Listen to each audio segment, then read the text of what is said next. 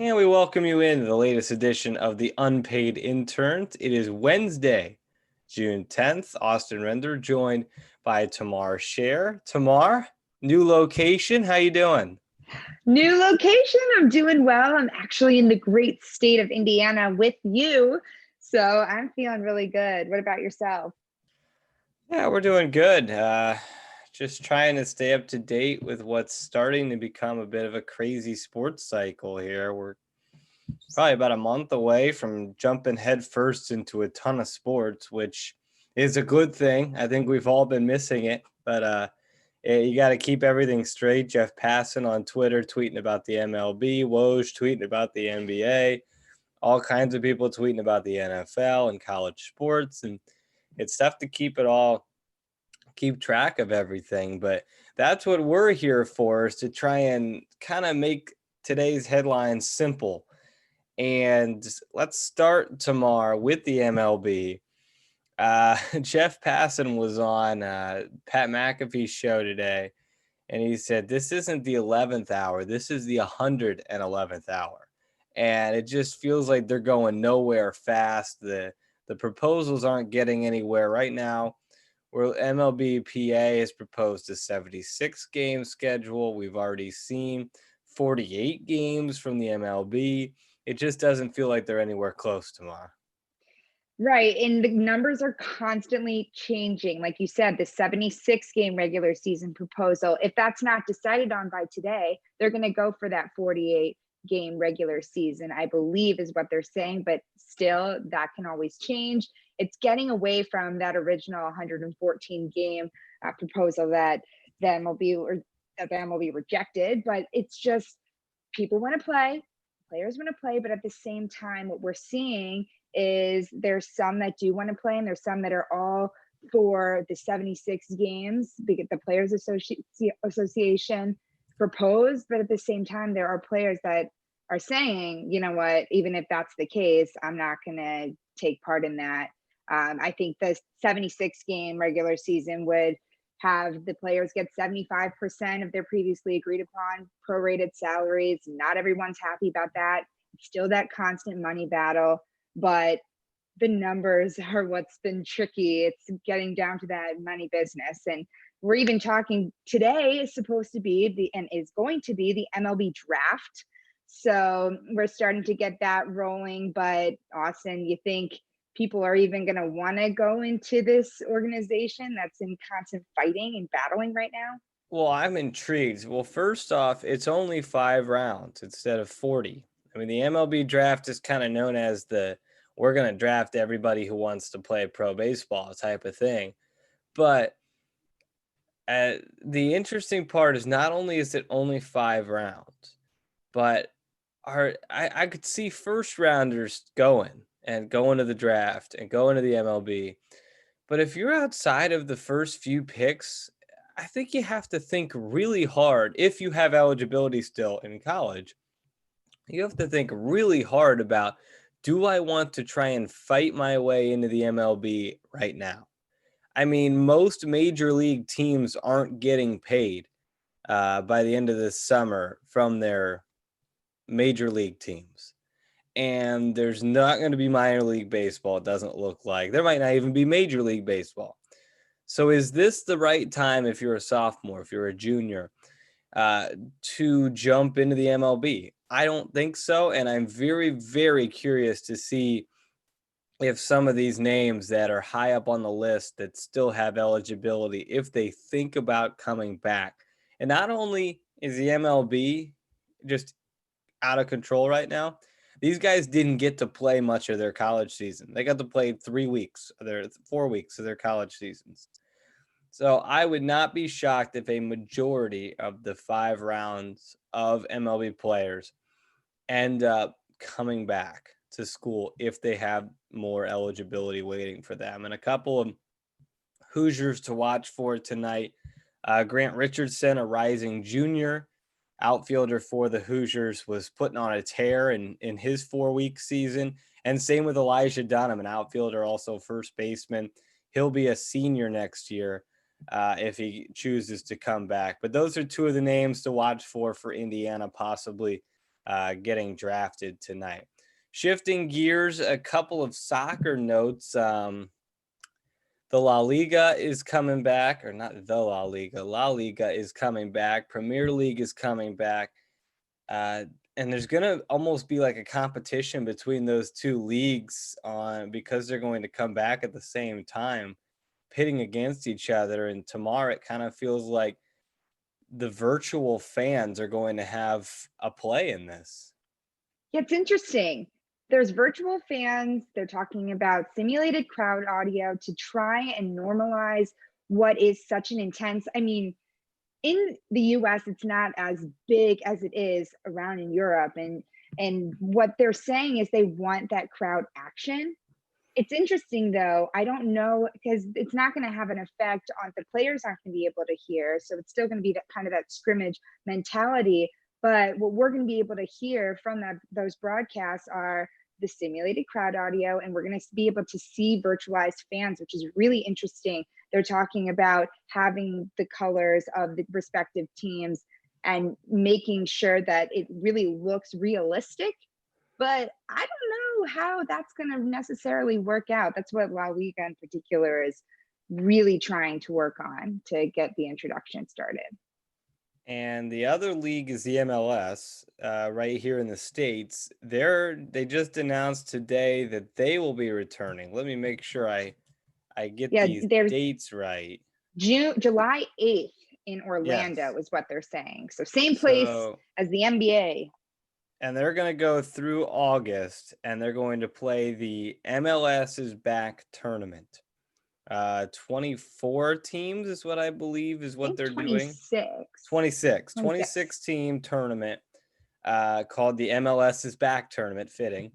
And so we'll see how that goes. They're getting back ahead of the game a little bit. July 8th. So a month from now we'll have some MLS soccer back. Like I said, in about a month, things are going to start rolling. Every soccer league is going to be playing. The NBA is going to be reporting in Orlando, getting things ready to go there. The NHL is going to be gearing back up. Who knows where the MLB will be? And the golf will be about a month in because they start this week tomorrow. I cannot tell you how excited I am for the golf, the PGA Tour to come back. This week is the Charles Schwab Challenge, which is a little bit.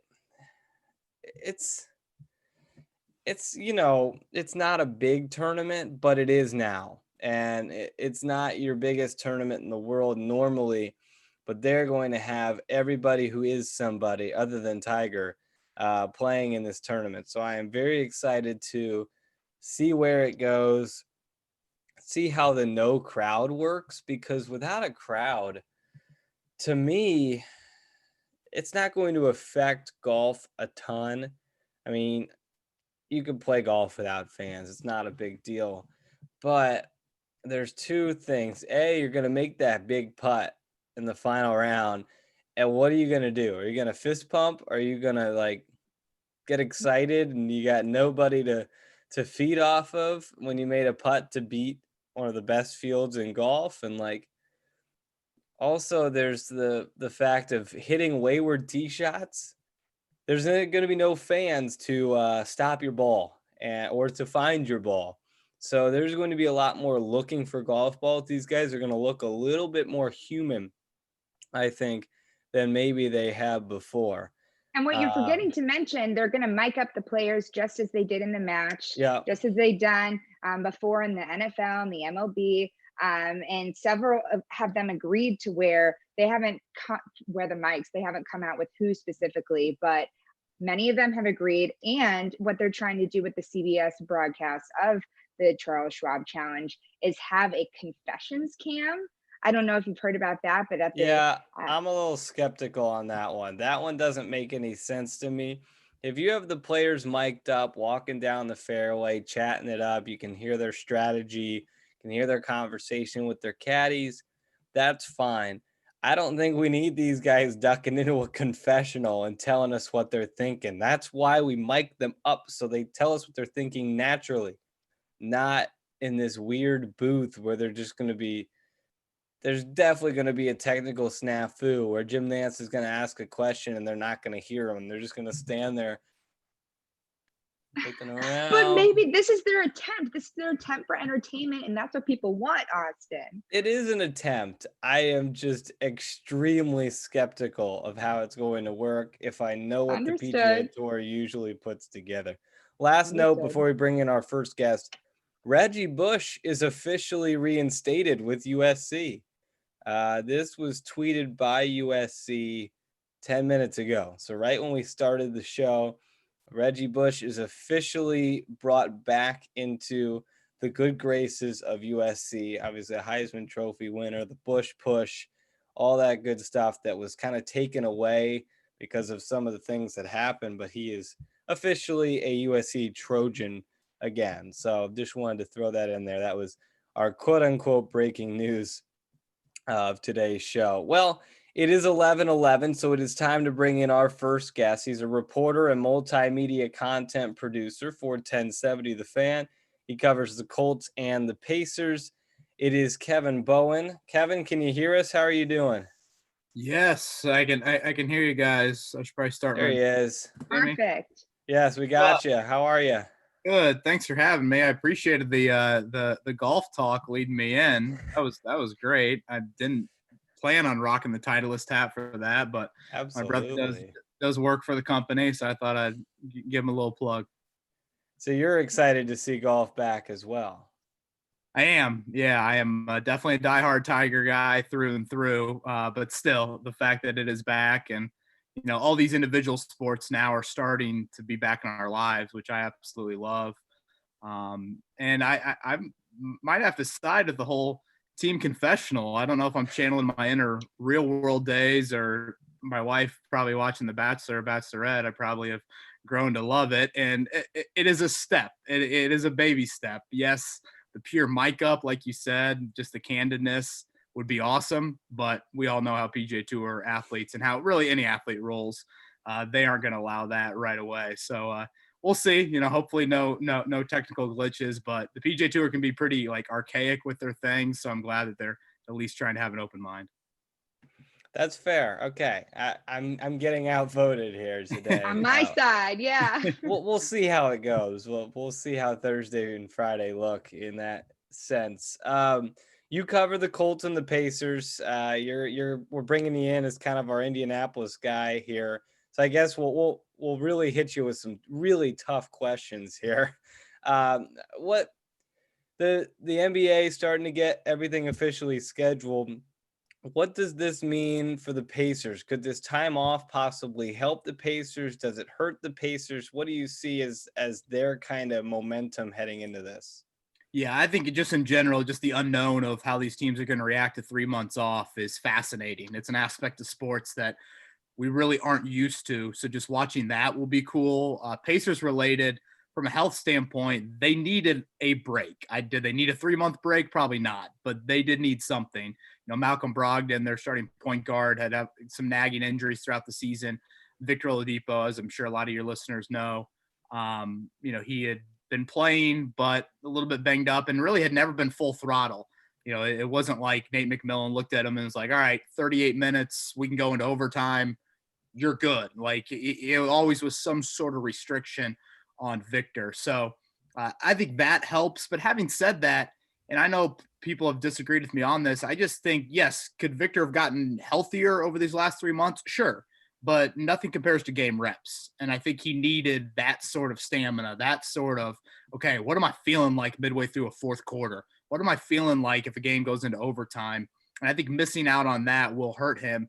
Kevin Pritchard, their team president, mentioned a few weeks back that, depending how many regular season games are left, and there will be 8, obviously, in the final stretch here, it could be a minutes restriction on Victor. And if you have back-to-backs thrown in there, how is that going to impact things as well? So I'd say one of the reasons why I do think the Pacers are a little bit better suited than other teams, and I'm not just saying this, they are a team that is built on high character players. I think the Colts are similar, and we all have lived quarantine life to some degree over the past few weeks, few months. that fridge is seemingly a lot closer than I ever thought it was. So to have the self-discipline to stay away from that, have the self-discipline to work out on your own, just be self-motivated. Sometimes that can be differing for professional athletes or anybody, especially during the off season. So I do think the Pacers, have some guys that are pretty well motivated to, take part on their own and saying, look, we're still going to play. And I need to make sure that I come back and am in the best shape possible. Yeah, I mean, I was going to ask you about Oladipo, but you kind of answered me there. That's an interesting take that I hadn't thought about. So you think, well, they would have had probably 4 more weeks of the regular season before the playoffs started, and instead he's getting one. I mean, obviously he's adding an all-star to the lineup, but if he is slowly getting healthier, what else does he add to this team besides just the fact that he is an all-star? Well, obviously he adds an extremely dynamic ball handler in the backcourt and a guy that was playing his best the final game before the season ended. It was, I think IU played at Bankers Life the night after the Pacers played at Bankers Life as their final game. It was IU Nebraska inside of Bankers Life, which is really eerie now that I think back on that week and think that I was over there for that Michigan Rutgers game that was supposed to start, and then all hell broke loose. But Victor himself, again, just a dynamic, explosive athlete that the jump shot was starting to come around as he started to play more games. And, him and Malcolm Brogdon paired together in the backcourt, that's a two-man combination that this franchise has longed for. They never could really find that guy next to Paul George, and seemingly could they find the guy next to Victor Oladipo. So I'm just generally curious because I want to see this Pacers team together at somewhat full strength. That starting lineup, Brogdon, Oladipo, TJ Warren, Domantas Sabonis, and Miles Turner, they were only together for a handful of games this season. So I just think moving forward, that's your core. How do they look, and obviously on a big stage is the playoffs, but how do they look just playing more minutes together? I'll be really, really excited to see that.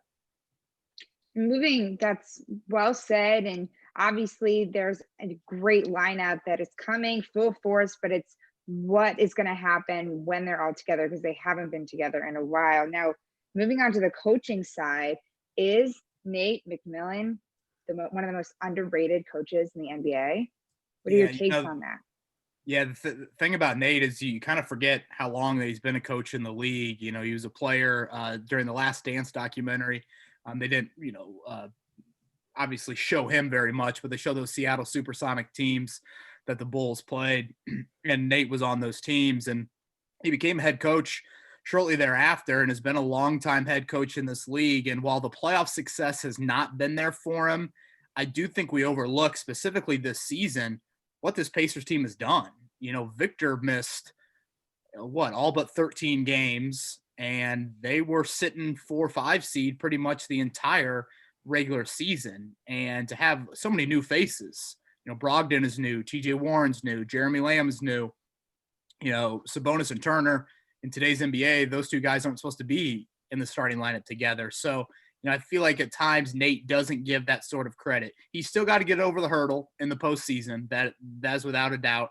I think maybe one series in his entire career, which is one winning series, which is pretty shocking considering how long he's coached, how many playoff appearances there have been there. But all these new faces the Pacers have had over the past couple of seasons, for them to continue to be, a team that was going to be knocking on the door for home court in the playoffs. If we're grading the Pacers just purely on the regular season, I don't know how you can't give them a really, really good grade, considering they played without Victor for so much. Brogdon missed time, Turner missed time, and they're missing some key guys. Well, it would be interesting if the Pacers drew the Heat in the playoffs, because as we all saw, there was a little bit of bad blood between those two teams the last time they played. TJ Warren and Jimmy Butler getting into it. Is that one of the matchups that honestly you as a reporter you're kind of like craving, because you're like, that's just storylines right there if we get those two back together on the same court? Yeah, maybe we can adopt the PGA Tour confessional booth. Yeah, exactly. Put TJ Warren and Jimmy Butler in there. Although TJ is kind of a quiet guy. Yeah, those two did get into it. I think both ejected last time that they played. And it was a rare sight of TJ Warren kind of flipping a switch. He is a very, very kind of stoic guy. And like I said, pretty quiet. So to see TJ Warren flip that switch definitely took me off guard a little bit. But yeah, that would be a storyline. And obviously, so many of the faces, virtually all of the faces have changed, but Pacers Heat, there is a little bit of history, definitely for people of your guys' generation, and for your indie listeners out there. The Pacers gave LeBron pretty much everything he could ask for and more, for several seasons there when he was with the Heat. So yeah, that is another storyline. Something that I feel like maybe is a little bit greedy. And I was hosting our morning show today on our airwaves, and I threw out the idea of, are there Pacers fans out there that want to see them not be the 4 or 5 seed, be the 3 or the 6? And if you're that, then you don't play Milwaukee to the Eastern Conference Finals. Now, a lot of people, and I can totally listen to them, will say, Kevin, that's idiotic. The Pacers haven't won a series in 5 years. Let's just win a series. Let's kind of crawl before you walk, sort of thing. But I think that is something to watch over the final 8 games, because Philly and Indiana have the same record right now. Both of them are tied at the same record. Miami, I think, is only 2 games up. So it is a jumbled middle of the pack in the Eastern Conference. So that'll be something to watch as well. But from a matchup standpoint, I think Miami would be the easiest team, if you will, for the Pacers in round 1. Well, let's flip to the Colts. There's plenty to talk about, even though they aren't playing games and haven't supposed to be playing games. But if it relatively for Indianapolis, a busy offseason, I think you could say, with some of the moves that Chris Ballard has made, a good draft overall. What to you was the biggest move for this team that Chris Ballard has made the past couple months? Well, it's a good question. If you're going to tell me the Colts are going to pay $25 million to a quarterback, I would say quarterback no brainer. But when you trade away the 13th overall pick, that's pretty big in its own right. We're not used to that. I don't know how big of Colts fans you guys are, but for the most part, Colts continuity's kind of been their thing, especially at quarterback. I mean, this is the first offseason they've had to make a notable starting quarterback move, since I was in elementary school, literally. It's like, Manning was drafted in 98. You got to go back, all the way then to, and that wasn't, there's a debate about Ryan Leaf, but hindsight's 2020. There really wasn't much of a debate. But I will say quarterback, but I don't like signing Phillip Rivers for $25 million, paying him, over that 1 year. That is substantial. It's the most important position in sports. How can you not say that? But I don't want to overlook DeForest Buckner and trading away the 13th overall pick. I won't bore you with the numbers, but just trust me on this. You won't find trades in NFL history where teams give up a top 15 overall pick for a defensive tackle. That's not a position, today it's taken on a little bit more of an importance in the NFL, but still, it's not quarterback, it's not defensive end, it's not wide out, things like that. So it has been a different approach for Chris Ballard, their general manager, this offseason. And I think they're a better football team, and certainly they are a different football team at some really important spots. Different football team. Is the offensive line still the strength of the Colts, or have some of the off-season moves been changed? That mentality of that offensive line. Yeah, I think it's a good question. I would say it's still the strength, but from a depth standpoint, I don't think it's the deepest position group on the team. I'd probably go defensive line, where they traded for DeForest Buckner. But when you have Phillip Rivers, who moves about as well as I do in the pocket, your offensive line has got to be the best in the NFL, top 3, whatever sort of, ranking you want to throw on it, that group has to play at that level, because Jacoby Brissett, for all his maybe deficiencies as a thrower, he kept some plays alive for this football team last year and created some kind of off-script stuff. Phillip Rivers isn't going to give you that. He's going to give you a lot of other stuff, but he's not going to give you the sort of, okay, we didn't draw that up on the whiteboard. Can you kind of do the little sandlot action and make a play? And so I think the offensive line, their depth is a big question mark. They return all 5 starters for really a third straight year, which is another rare thing here in Indianapolis. But still, the depth is a huge question mark, and I think there's even more pressure on that group because who your quarterback is. He's not a guy that's going to make a bunch of movements out of pocket. So the O-line is still a strength, but if one or two normal injuries happen, they avoided those injuries last year on the O-line. Your depth will be really, really tested there. Well, it's really the first time since Manning, because Luck could move too. I mean, Luck was a guy who could make something out of nothing, but it's the first time since Manning where they kind of have a standstill quarterback in the backfield. But I mean, you mentioned the offensive line. I think Anthony Costanzo is one of the more underrated moves of this offseason, getting him to stay. I think DeForest Buckner is one of the most underrated moves in the NFL. I just don't think anyone's talking about, like you said, trading the 13th overall pick for a defensive tackle. Do you agree with me? Like, I feel like that is one of the moves that just no one is talking about, but it was so significant, at least for the Colts. Yeah, I mean, huge. I go back to what I said earlier. Yeah, I guess some people nationally aren't talking about it, but here locally, we've certainly talked about it. It is rare. I'm trying to think off the top of my head. Basically, the stat is like since 2000, you have seen a couple of players traded for top 15 picks. Those players, I think, are Randy Moss and Jay Cutler. So it's a quarterback and it's one of the best receivers of all time. Like that's rare company to be in. And DeForest Buckner is a guy that's now in that company. Now he's got to be Aaron Donald. Like that's what he has to be for. He's got to come in here and he's got to be one of the best players in the NFL because that's the message you sent him in giving away the 13th pick and then saying, oh yeah, here's $100 million over 5 years. So yeah, I do think that is a move that maybe isn't being talked about as much, but still monumental for sure. And it's a rare move by Chris Ballard. He loves draft picks. He loves his 5 children. He loves his draft picks just as much as those 5 children. I mean, he is a big fan of them. And so for him to part ways with that pick shows you what he thinks of DeForest Buckner.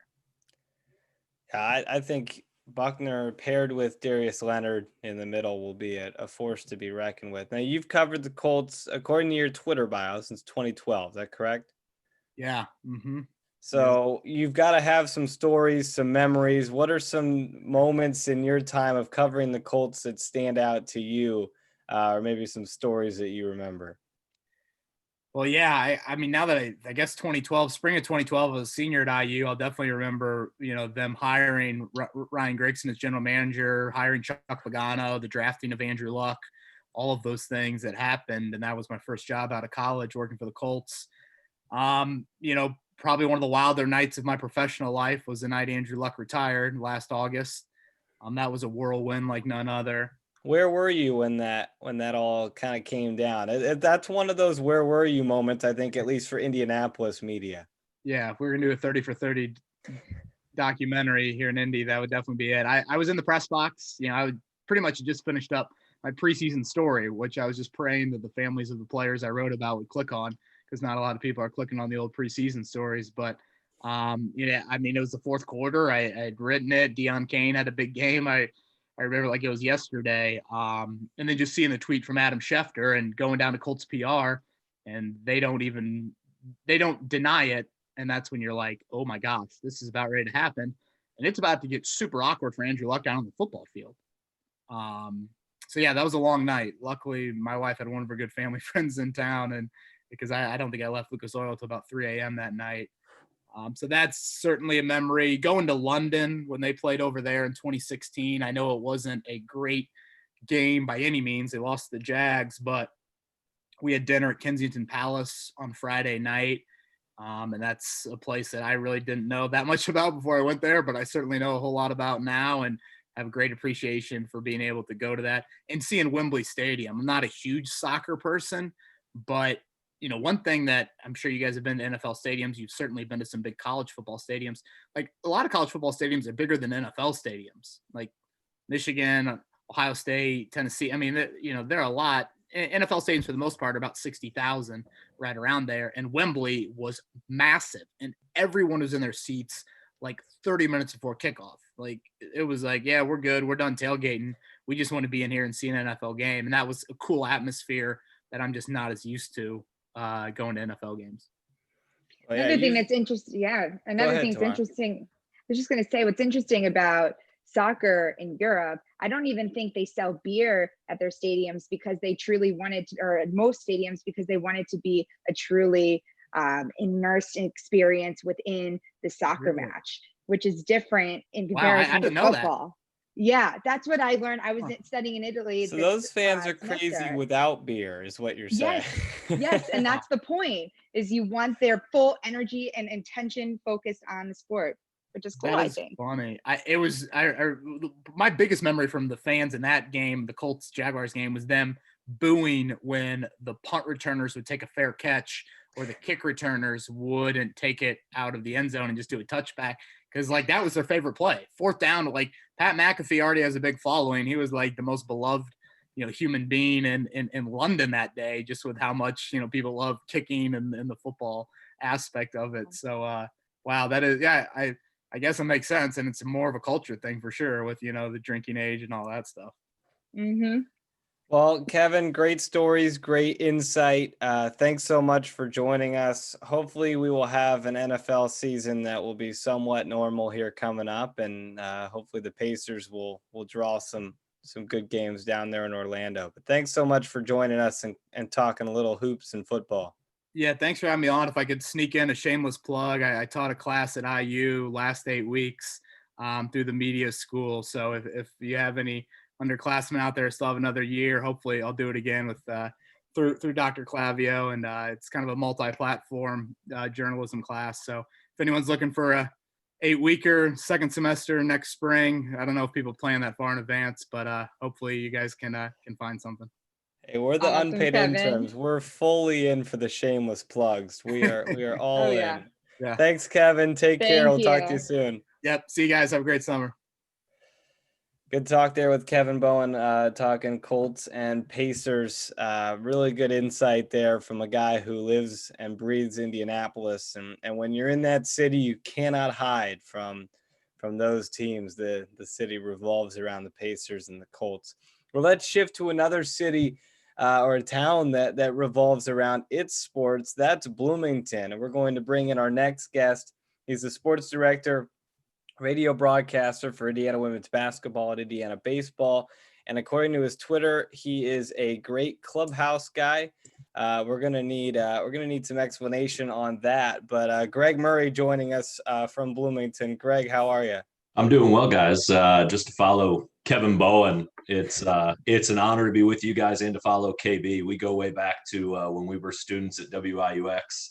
I was the producer on Kevin's talk radio show when that was the first thing I did at WIUX. So it's always good to hear from Kevin. But what's going on, guys?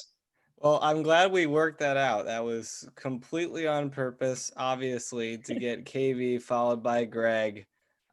First question, what does great clubhouse guy mean? I've known you for a while and I've never noticed that. Is that a golf related thing or what's going on there? I think I picked that up. I think it was just a term I heard playing baseball growing up. It's just like in a baseball clubhouse, just a good guy to be around. I'm just, I try to keep the positive vibes going all the time. Just a good clubhouse guy. Okay, I can vouch for that. Yeah. Well, what's your quarantine and pandemic life been like? I mean, you're supposed to have baseball for most of it, and it's all gone. So, what have you kind of been filling your time with? A little bit, a little bit of everything here and there. When it all happened and everything got shut down, Austin, you were helping me out in the transition, but that's my busiest time of year when I'm trying to balance the end of the women's basketball season at IU and then also, the first month of the IU baseball season and being the radio voice for both. I can't be in two places at once. So Austin was doing a lot with baseball. And so I was, kind of in that in-between stage of the women's basketball team's done with the Big Ten tournament. We're waiting on Selection Monday to see what they're going to do and what seed they're going to be. I think it all got real. I want to say it was Cincinnati, but Indiana baseball was hosting a game And in the middle of it, I saw the Big Ten come out with their release that no fans were going to be allowed. And then later on, the domino effect started to happen and everything got shut down. But quarantine for me has been a little different, just like everybody can say. I walk the dog about 10 times a day, run the dishwasher way more than I have been in the past without going out to eat. And, just staying busy, doing some other things. I've taken an online course that in software development because it's always been an interest of mine, and I've never really had time to really dive in and learn all about it. So that's kind of been my non-sports focus, I suppose. But watching Netflix and movies and things like that, trying to stay busy just like the rest of us, hoping that sports will come back soon. Staying on the baseball track, do you have any opinions on what the MLB draft is going to be like tonight? Well, it's going to be different, that's for sure. Partially because obviously it's only 5 rounds, but with everything going on and the owners and players not exactly being on the same page trying to get that season underway, it's going to be different. And from the college perspective, IU really has 2 guys that are, I think, in the conversation for these first 5 rounds of Grant Richardson and Elijah Dunham. They're in unique spots in the sense of not being seniors. So it'll be interesting to see, one, just who gets picked and who doesn't, just like any other draft in a top 5 round, but 2, the decisions that are made. Whether it's those 2 guys, for instance, as Indiana athletes, baseball's unique in the draft and their ability to be drafted by an organization. And then if they don't feel like it's a good fit, or they don't have, the finances behind it don't make it a good fit, they have the option to come back to school. And Grant, being just a sophomore, he could have 2 more years remaining at Indiana, and Elijah 1 more being a junior. So it'll be really interesting for those 2, but everything's just a little bit different this go around. Yeah, we were talking about that earlier. I'm very curious how many people will actually stay with the minor leagues probably not happening this year, and a lot of them not even being paid. It feels like if you have eligibility, it feels like this is the year to maybe go back and use 1 more year of it. Do you think we'll see maybe more? Obviously, it's only the top 5, but more top 5 round picks staying because of all that? I think the big thing that stands out against that theory is the signing bonus factor. As a top 5 pick, if you're a top pick, you're in the realm. I think the number 1 pick got somewhere in the range of $8 million. Adley Rutschman last year from Oregon State. But even to a 5th round, I could be off with these numbers, but I'm guessing your signing bonus is still in the range of $300,000 to $350,000, something like that, which is nice. I don't, you can spend it however you want to, but that's a good chunk of change for everybody. And so even as a minor leaguer, until you get up to the even AAA, but really until you make it into the big leagues, which if you're fast tracking it, Kyle Schwarber, for instance, still takes a few years. Financially, you're kind of sitting back and relying on that signing bonus if you get one. So from a financial standpoint, I think there's still a big lure to go if you get that opportunity in the top 5 rounds, especially as a non-senior, because as a non-senior, you have the leverage and the negotiating power to say no and return to college if you're not getting an offer of a signing bonus or something like that you don't think is right. Whereas a senior has 2 options. You take the draft pick that, the team, the organization that selected you, and you go play professionally, or you jump into the real world and figure something else out. So there's a little bit more power when you're not a senior. And so I think that money and the signing bonus, which to my knowledge is still there, just for the first 5 rounds, obviously, but that's still going to be a lot of money for somebody to turn down to go play back at school. That's a good point. I hadn't even thought about that aspect of it. Let's talk IU baseball just for a second. Obviously, a season that lasted 4 weeks, but it feels like a program that has steadied itself as a team that's not necessarily a national championship contender, but always going to be there, always going to be solid. Jeff Mercer kind of 2 years in, I guess you could say now, even though the season didn't really happen, but a team that brings back a lot of talent, even if Dunham and Richardson leave. Where's this team at for the future of Indiana baseball?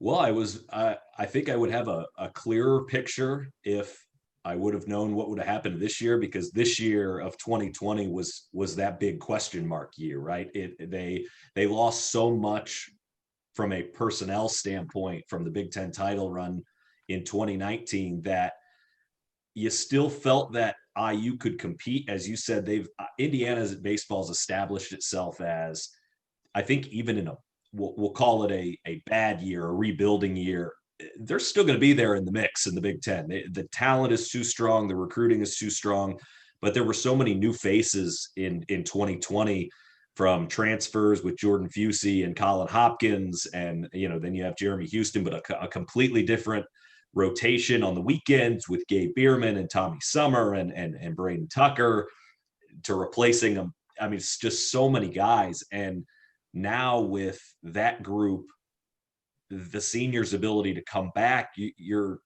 not losing a whole lot, at least as of right now. So I feel pretty good. I was impressed with what they did through 15 games. Their schedule was no joke.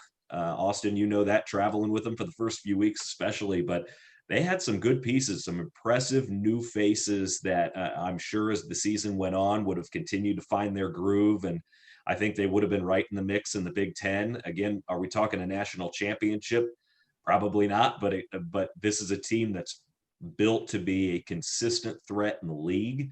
And as Coach Mercer and his staff continues to recruit the type of players and athletes that they want, I don't see going forward that's going to change a whole lot. I think every year they're going to be in the mix, and especially with a core group of guys that they have returning.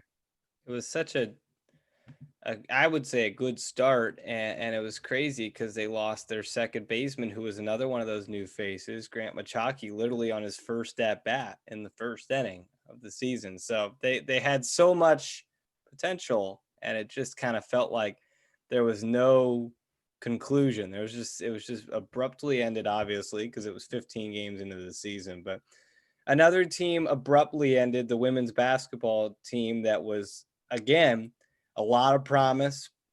I don't know if you could say this is their best season in program history. It was certainly up there with wins. It felt like they were going to get a high seed, maybe a Sweet 16, everything taken away in terms of the NCAA tournament. I mean, where's this program at right now? Because it feels like it's in really good hands. I think they were poised to have their best season in their history. I'm not sure if you can fairly do that without knowing what happens in the NCAA tournament, but they were in such a unique spot for their program. Again, when everything got shut down, obviously they're waiting for the other conference tournaments to finish up. You have Selection Sunday for the men and then Selection Monday the following evening, but they were in a unique spot versus previous years because they knew they were in.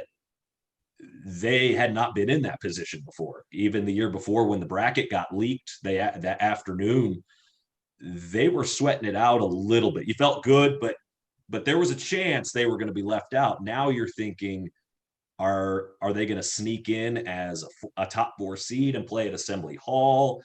Probably not, but it's possible. But if not, you're thinking a 5, or if the committee was really switching things up based on common opinion, at worst a 6 seed. But either way, they're going to be looking at a first weekend matchup going to somewhere that they can win. They were a 10 seed the previous year and had to fly across the country to go to Eugene against a team, with Sabrina Ionescu and Satu Sabali. I mean, some of these girls that were on that roster, that Oregon team was loaded. And so you're not going to play a team like that or a UConn in that opening weekend. So you're going to have a real chance, regardless of the bracket, to make a run and get into that second weekend. And so, your heart breaks for everybody that was, affected, which is most student athletes, I suppose, in one way or another. But for seniors like Brenna Wise and everybody on that team, that everything that they had worked for that season, you look back, they had beaten South Carolina. I mean, they were really, really setting themselves up to do something special. and they didn't get the chance to do that. Now, looking forward, they only had one senior, so 95% of the team. 95% of the teams coming back, it seems, with Danielle Patterson essentially replacing a Brenna Wise. There's there's transfer in there. So I have no reason to believe that IU won't be in a similar position going forward. But you said it correctly when you posed the question. They're in great hands with Coach Morin and that staff. They have continued to climb the ladder of success, from making it to the WNIT to winning the WNIT to then going to the NCAA tournament as a 10 seed. Whatever we're going to throw last season or this past season as, a good seed in the middle part of the 4, 5, 6 range to, again, I think their goal next year is going to host at Assembly Hall those first 2 weekends as a top 16 seed. That was their goal all season long, and I don't see that changing. Right, you mentioned it. Carrie Morin brought relevance to this team. Talk a little bit about what she's really brought to the program, because they're already such a strong team and they have such a bright future. But can you talk to Terry Morin a bit?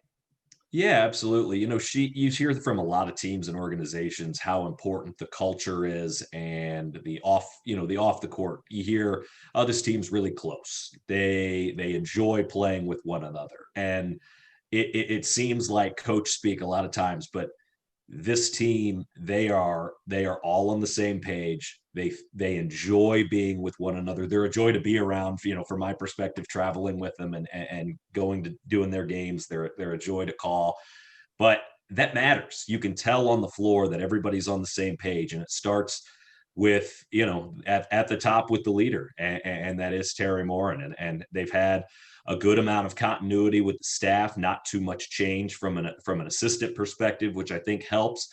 The recruiting, as the success builds on the floor, recruiting continues to build, and I think you're seeing that. They've had the ability to go get transfers when they need to, and at the same time bring up high school seniors to freshmen. You're looking a few years back. What are they going to do when Tyra Buss and Amanda Cahill leave? They were such core pieces for the first 4 years of Terry Morin's career or tenure at Indiana.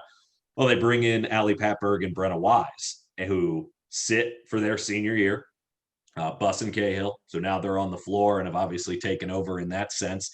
So now you're looking down the road. Okay, who takes over when they leave? And then in the meantime, you're filling in with a Jalen Penn, a Grace Berger, and players like that have, continued to improve. And just, it's been fun to watch from my perspective, the growth in that program. Not that there's a right or a wrong way to do it, but again, that you're just going tier by tier to the NIT, you win it, then you're in the NCAA tournament. Now you're going to be, a threat to move on to the second weekend. And you hope it continues to build. Well, when do we have Tom on tomorrow? Was that?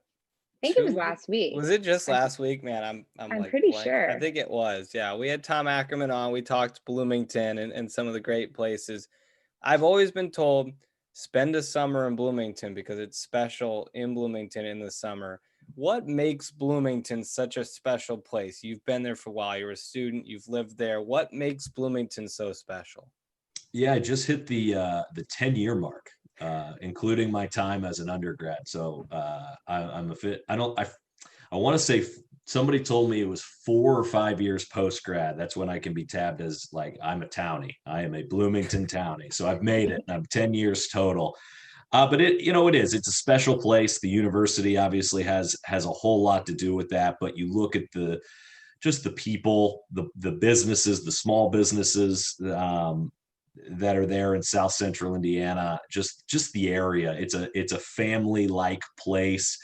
It's not up and coming, but it's continuously growing. And for my wife and I, it's been fun to watch us grow from, okay, I'm an undergrad to I graduated and I came back. Now I had to make that switch from, all right, I'm not in school anymore. So things are a little different, but I'm still here in Bloomington. And then now I'm the old man that I am, nearly 30 years old here in a couple of months. And, I love Bloomington. It's a blast to to just go walk on the trails and do just about everything around Bloomington. And I've really enjoyed it there, no doubt. I don't think you're allowed to call yourself the old man yet. Yeah, You're no not. way. You're In this not to group of that. 3, I am. Well, before we let you go, we talked to restaurants and bars with Tom, and obviously this is such an important time to support your local businesses, support those restaurants. What are your go-tos in Bloomington when it comes to your food as you've started to be able to get out and go eat? Depending on what we're feeling. Nick's is always the classic. Buffalo's, Mother Bears. You know, I wish I maybe had a more, I wish I had maybe a more unique answer. I You feel like just those are named all very, the 3 like tourist attractions of Bloomington. you know what, but there's a reason once people leave Bloomington and when they go back, those are the spots that they have to hit. And so I think pretty consistently those are in the rotation for when we do get the opportunity to go out, whether it's grabbing things to go or dining in. You know, if we want to spice it up a little bit, Malibu Grill right there on the square. You can never go wrong at Malibu. So I guess those are probably the top 4 off the top of my head. Those are good answers. And Yes. we are excited to get back to Bloomington. It feels too long that we haven't been there, but glad that we can. I'm going to start calling you the townie now. Now that I know it's official. Thanks for joining us, Greg. Good luck to the rest of the quarantine, and hopefully we'll see each other soon for some football in the fall. Sounds good, guys. Thanks for having me. See you, Greg. Thanks, Greg. Bye. Another great show tomorrow. 2 great guests, Greg and Kevin, and just Fabulous Indiana guests. Man, we're getting spoiled with some people who just. I didn't tell you on Monday we had Ted Emmerich on, and he said I so relate to your guys' podcast name. He loved the name Unpaid Interns, and that's what we are. We're just trying to connect with people who are actually paid to do what we want to do, and there's just so many people who are so gracious with their time. Obviously, I'm not going to sit here and name every guest, but a huge thanks to Kevin and Greg today for coming on and giving us 20 minutes of their time. And I know Greg, we wanted to have Greg on at some point this summer, and he was super flexible because we had an open slot as of yesterday afternoon, and he jumped in, was super excited to come on. And that's, we appreciate everybody for being so flexible and speaking with us, because it means a lot to us as students to get to pick the brains of some of these professionals. And I'd say we're learning a good amount, not only about the teams that these guys cover, but about the profession and how to make it your own. And I think I would say that I think we're taking some good stuff away from them. Absolutely. One of the things that I heard on last week's show, you got to remind me who said it, but what they were saying was you got to just listen to your own stuff, and you got to be attentive and listen to yourself, listen to others, and learn. And that's what we're trying to do as unpaid interns, is not only learn from our own voices and our own stuff, but it's really taking the time to learn from these incredible guests that we're being able to have on this podcast. And for anyone listening that wants to do the same thing as us, that's like the best advice anyone could give, is listen and learn and continue to try and get better. But we've gotten so many great pieces of advice in the last couple of weeks. Yeah, it has been great. And we do have some good guests coming on. Again, schedules have been a little bit wacky here. We will be having Chris Solomon from No Laying Up on at some point. He was supposed to come on this week, but obviously he is a busy man. The golf is starting up this week. He had some things he had to attend to. So we're hoping to get him on tentatively for next Monday. Also, Scott Powers, who's a writer for the NHL, will be joining us next Monday to talk a little bit of NHL, which we have kind of, not that we've been pushing it off, but we finally have somebody who's better than me to come on and talk about it. And a huge thank you to Dr. Clavio, who's helping us out with not only the production side of things, but with the guests and using his connections and through Indiana University to get some great people on.